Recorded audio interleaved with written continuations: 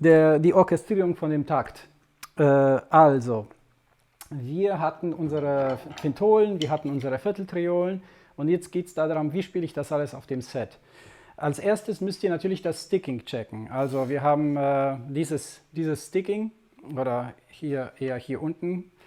Und ihr müsst erstmal nacheinander quasi die jeweiligen Bausteine spielen können. Also den ersten Fünfer mit links anfangen, den zweiten und den Sechser. 1, 2, 3, 4, 5, 6, 1. 1, 2, 3, 4, 5, 1, 2, 3, 4, 5, 1, 2, 3, 4, 5, 6, 1. 1, 2, 3, 4, 5, 1. Genau, das ist das erste.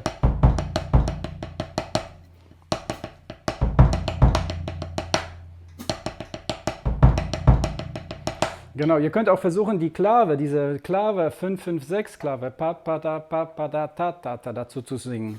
Ta ta ta ta pa da pa pa pa pa pa ba pa pa da pa pa pa pa pa da pa pa da pa pa pa ta da pa pa da pa pa pa pa pa pa pa da pa pa pa pa da pa pa da pa pa pa ta da pa pa pa pa. Genau, das ist erstmal der erste Schritt. Also erstmal das Sticking checken, dann die Fußstimme, also die Bassdrum-Stimme mit dazu reinnehmen und die Klave singen.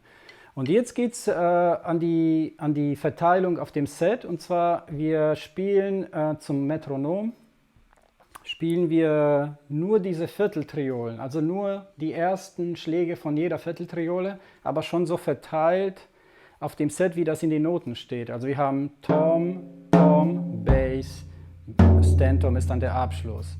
Tom, Tom, Bass, Abschluss. Und das spielen wir immer im Kreis, also wir fangen immer auf der 3 an und der Abschluss ist immer die 1, so wie es in den Noten auch ist.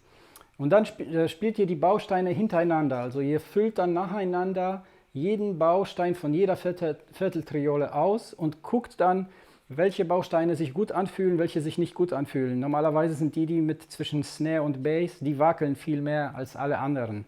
Und so könnt ihr das ausprobieren. Das bedeutet, das Gerüst läuft die ganze Zeit und ihr spielt dann, die Vierteltriolen laufen die ganze Zeit, das ist immer das Gleiche und ihr füllt dann die erste Vierteltriole aus, dann die zweite Vierteltriole, den zweiten Fünfer, dann vielleicht nur den Sechser, dann vielleicht die ersten beiden Vierteltriolen, also die ersten beiden Fünfer.